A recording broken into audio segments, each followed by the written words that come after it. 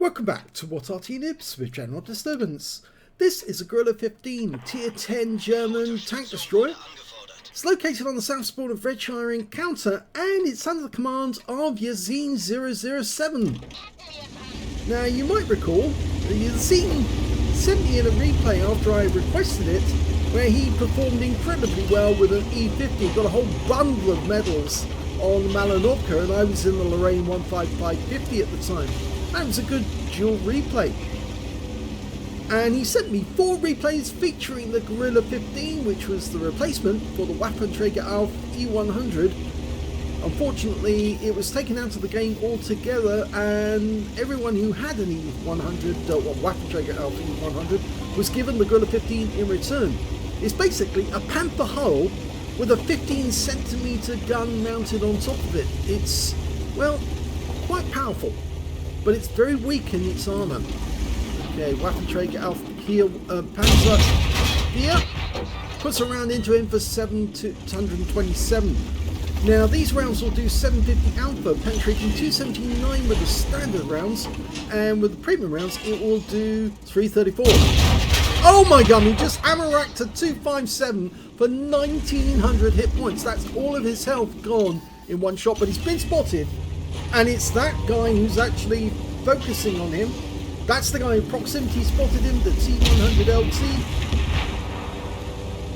Now, because the armour is very, very thin, it's just a Panther hull, Panther 2 hull actually. It's only got 13mm of armour at the front, and 16 at the sides, and 20 at the rear. And, well, there's basically no turret armour, really, so to speak, at all. 20mm at the front, 14.3 at the sides, and that's it. Very, very weak on armour, but very powerful punch indeed from the gun. Now he's sitting up on top of the hill here, which makes him kind of vulnerable. If he gets spotted, he's going to get absolutely hammered by someone. He's looking around for a target he can shoot at. If that T100 gets close, and he is there, he's very close now. He needs to pull back. He's been spotted. Oh, now that hurts. 853 hit points with an FE4005, and it could have been a lot worse because the alpha damage on the HE round for the FE4005 is 1750, so he only got a hit that was half that value, which kind of indicates it's a non-penetrating shot, but it did pen for 853, or rather it damaged him. He could have been wiped out with one round, but luckily he survived for the moment. Now the Grille is one of those projects that the Germans were building, and it was in the design phase during the war, but they never got round to putting the plans into action to actually making these vehicles. I suppose you could say that one of the reasons why they couldn't do it was because they needed the Panther hulls for tanks, not for tank destroyers. But given Germany's dire state towards the end of the war, any gun in the game would have been better. And, well, the Germans just wanted to take tank hulls and put very big guns on them, and that's why the Waffenträger Auf Panzer 4 exists. It was another one of the projects. Use a small tank hull with virtually no armour, but put a very big gun on it to make it work.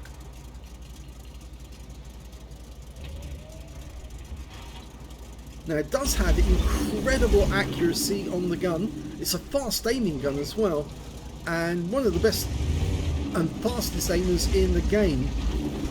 Extremely good AP armor piercing capability and velocity, and there's the FP. Oh, that's getting revenge. Not quite a fair trade because he only got 707 out of the FP, but he's going to do the same again, and if this time round he could get the kill. Long reload, and he got the kill, so he picked up the remainder of the hit points. Yeah, the long reload is a real problem. It's 17.26 seconds by the book. He's got it down to 13.57 with a good crew, probably got a rammer as well. Now it's a real problem. He's so close to the cap area that enemy tanks might be proximity spotting him every time they get close, but that Leopard just made a totally fatal error. Now he fired into the Leopard. I don't think he got the kill though. I think our Batchat 25T AP got the kill. M54 up there. Oh, T95, he's in the castle grounds. Can't do him. There's an STB. Might be able to get that guy if he moves in front of the gate again. If the T30 stays out of the way. He's blocking the shot at the moment. We'd like to move up with 4 tanks up on the enemy, so a lot of their sniping TDs have been taken out of the game, and it's possible that they will try to go to that gate to try and shoot through to our guys in the cap area. That STB one is round the other side of the keep, right in the centre of the castle. Oh, 2 shots went in there. He managed to pick up 653, but it was the T30 who got the kill shot. And he's moved up again to get another one. Yeah, I think that STB one's the other side, and so is the T95. That's why we couldn't see him. Excuse me. He's moved back into the tree line, really because the T95 might be able to spot him if he gets to the bottom end of the castle.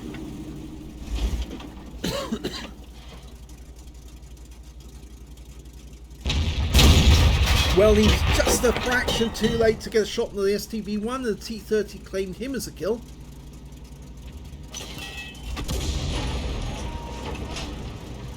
Oh, look at that, T95.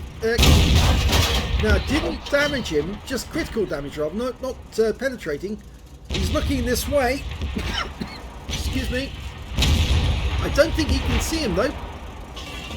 Go for the cupola. Yes, gets it. High roll as well. Potentially he's got the high caliber.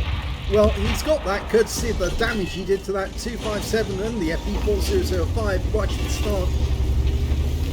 They've made a big difference. There's only 2 enemies left. It's the Arty. So Yasine is motoring as fast as he can to try and get the kill on both those guys.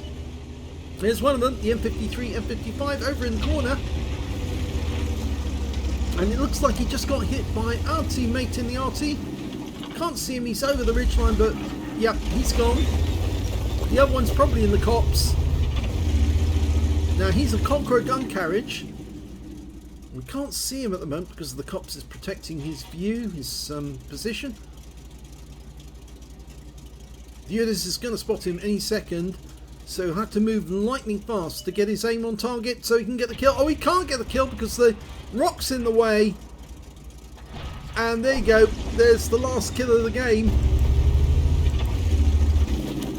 And the first game is over. Let's have a look at the second replay. Okay, in the second replay, yasine007 is on the south spawn of Pearl River. Game on. I think you can see that Yasine's got 2 marks of excellence already on the barrel of his Grille. And, well, it could be quite interesting to see when he actually gets his 3rd mark. He must be fairly close to it. Now, as I said, there's 3 more replays, including this one, to go. With another video with 2 replays in it. So, let's see how he gets on. Originally, there was going to be a Grille 12. The Germans have plans for a version of this very tank destroyer, but with a 128mm gun. And this is a possibility, although remote, that Wargaming might just bring that into the game, but maybe as a tier 8 premium. Oh, T49's managed to sneak behind, and we've got 2 Artys, and I think he's on a Pascucci's medal hunt. So can he get the shot on this guy? He's coming up. Well, 816 hit points, and he was wiped out by the GW Tiger. So good shot there by Yasine, saved his Artys from getting wiped out. But the enemy Arty, the GW Tiger, or rather his Arty, rather not the enemy Arty, would have been spotted, and so he's having to quickly relocate before the enemy Arty can do something about it. Okay, he's reloaded, ready to go. Now, as I mentioned before, this tank destroyer does have really good accuracy. Just watch this. There goes another 737, which is a low roll. The reload is really the main problem on this tank destroyer. It is so long, but it is a very big shell. It's 15cm shell. It's the same as an Arty round.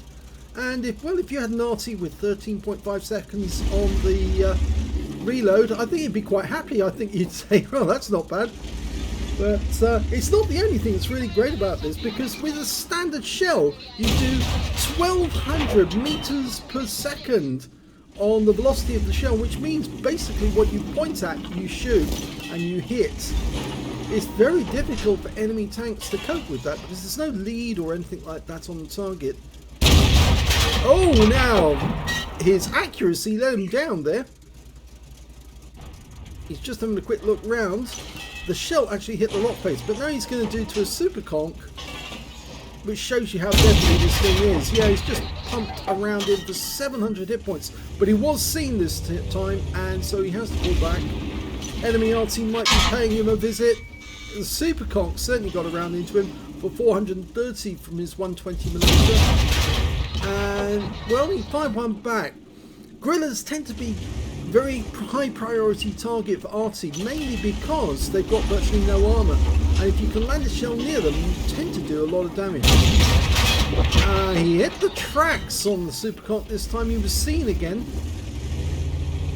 Now he couldn't see the tank that was directly behind the super conk, which was a Type 5, and the super conk just killed a FV4202, and we took a round from an Indian Panzer, a 90mm, and there's a 105mm on the Strib 103B, the tier 10 Swedish flat pack. Can't see that super conk. He's spotting for himself now, really. Well, apart from there's a TS5 fairly close by, but unfortunately he's got problems as well because there's a Nvidia 16 above him. I'm wondering if he either wants to go for the Strib. I think that's what he's going to try and do. Get a shot. No, the guy's behind that rock. Oh, this is better. Now he can see the Udas. Can hit him. And he wings him. Hits the tracks. If that had actually been on target. There's the super conk again. He's got to wait for the reload. And, oh, as he hit the edge there, his wheels popped up, so he fires one, and unfortunately somebody fired back because it hit the ground in front of him, but unfortunately his shell did not hit the target. Again, I think his accuracy is off. It's not his fault. I think it's just the gun is playing with him. It's definitely trolling him. There's the super conk. That's better. 404. Error 404. Super conqueror not found.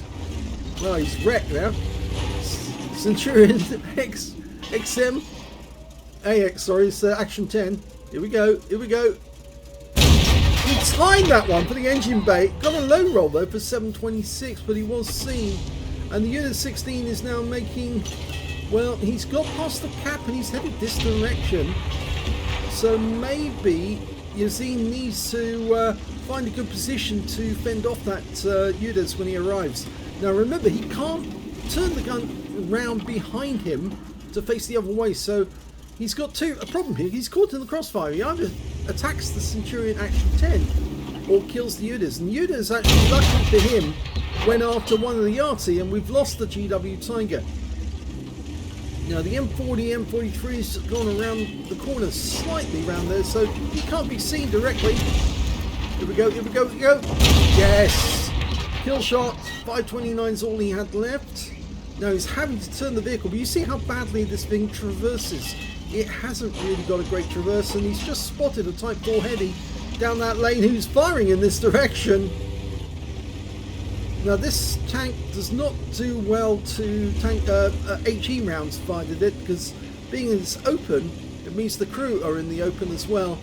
And well, if you hit the gun, and it does suffer from lots of damage to the gun, we've left the M40 alone. He did try to shotgun the Udas and did get some hit points off him, but he's now in a long reload, and I don't think the M40, M43 is going to survive, and he's gone.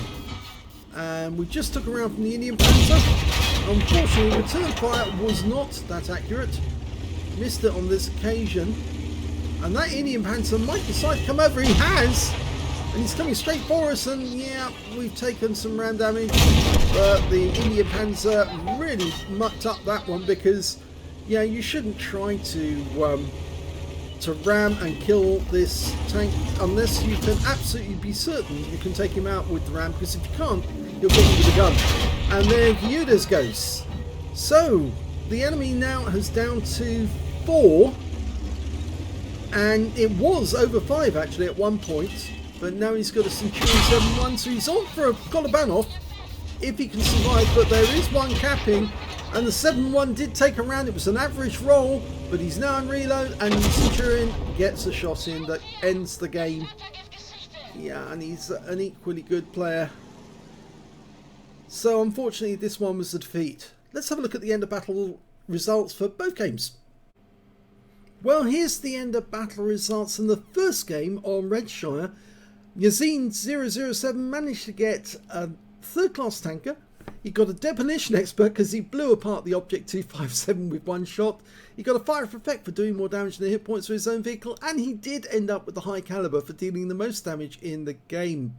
Now, as you can probably see, these battles took place on the 5th of April, starting at 2:28 in the morning. If we look at the team score, we can see that in this one he managed to get the highest damage at 5,154. The next highest score was the Batchat 25 TAP, got 3,133, followed in this case by the T110E4 with 2,456. And the next high scorer was the Heshpan that he took out. He got the FP4005, he got 2,455. So just one hit point of damage separated the third and the fourth place player. When it came to kills, the high scorer was the Batchat 25 TAP, the tier 9 light tank. He managed to get 4 kills. It's a light tank, I think it was, or is it a medium? I'm trying to remember now actually. I think it is a light tank actually. 4 kills for him, 2 kills for the Batchat 155-58, and also for Yasine, the T30, the UDES 16. Nobody on the enemy team managed to get more than 1 kill. When it came to base XP, it's the Batchat again, the 25 TAP. He got 1,088. 920 went to the Batchat 155-55. 801 to the UDES. 752 to the GW Tiger. And down in, well, 6th place actually, unfortunately. Was it 6th? No, 5th place. You see CIZ managed to get 730. So, yep, a lot of players were doing quite well. But Yasine, tier 10, so he was hitting lower tier opponents, and that's why he wasn't earning as much XP as he would have liked. If we look at the detail, he fired 10 rounds, got 7 direct hits and 6 penetrations, damage of 5,154 hit points, of which 4,501 were at more than 300 meters. This is a very good long-range killer. 2 hits received, 1 penetrated and 1 hit by way of splash damage. He damaged 5 of the enemy, killed 2, did 128 hit points of damage assistance. That shot that penetrated, by the way, that was a Hesh round. And the other shot that hit him was, I seem to recall, was it the T30 or a T30 who was firing an HE round at him. Let's have a look at the rest. Well, on a free-to-play account on this occasion, he earned 31,999 credits. But after repair, ammunition, resupply and consumables, he actually made a loss of 35,645 credits. I think actually he is grinding his way towards the tier, third mark, and that's why he was playing one game after the other. And in fact, actually, he calls this gameplay number 3, but I actually took them in the order in which they were actually played. He received 730 base XP, times 4 for the first victory of the day, took away 2,920 experience points altogether. So that was the first game on Redshire. Let's have a look at the second game, and that was the one that took place on Pearl River. Unfortunately, this game was a loss, but he did get a second class tanker, slightly better than his third class in the last one. He got a duelist for taking down 2 tanks who damaged him, a fighter badge for getting at least 4 kills, he ended up with 4 exactly, a fire for effect for doing more damage than hit points to his own vehicle, and yet again he ended up with a high caliber. And you can see this battle took place at 2:37. If you remember, the other one's 2:28. And if you look at the time, it took 7 minutes for this battle to take place. So he had a few minutes to have a look at the results and then went straight into this battle and got a decent result. Let's have a look at the team score. Well, again, he's got the high caliber. This time around, he got 6,265 hit points of damage. The next high scorer was the Superconk, who got 4,113, followed by the UDES 16 with 3,994. The rest of his team, well, they're fairly lackluster, I'm afraid. He really was trying to carry the team on this occasion. When it came to kills, he had the highest number with 4. The next high scorers were the Type 5 Heavy, the Type 4 Heavy, Superconk, all got 3 kills apiece. And then there was 2 kills of the GW Tiger and the Centurion Action 10 on the enemy team.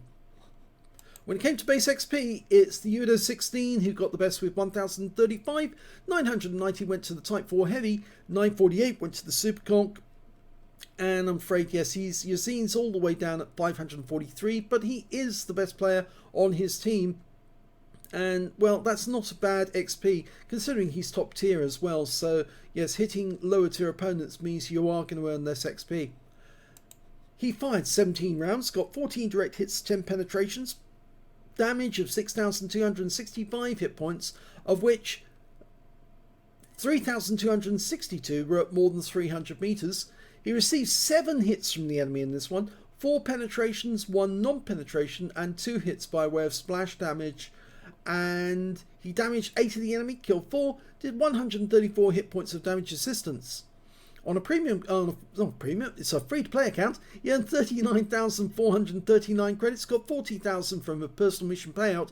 He got 3,600 for the Achievements Award, 83,039 altogether. After repair, ammunition, resupply and consumables, he actually made a loss of 19,028 credits. He received 543 base XP, 318 for the Achievements Award again, 6,500 from personal mission payout, and took away 7,361 experience points altogether. So one game after another, he gets a win on the first one with a high caliber, he gets a loss on the second one with a high caliber with even more hit points of damage, but unfortunately his team was just not up to it on this occasion. So I hope you enjoyed those 2 replays. If you did, please give this video a like. Do subscribe to our channel, leave a little comment down below because it feeds the algorithm. And thank you for watching.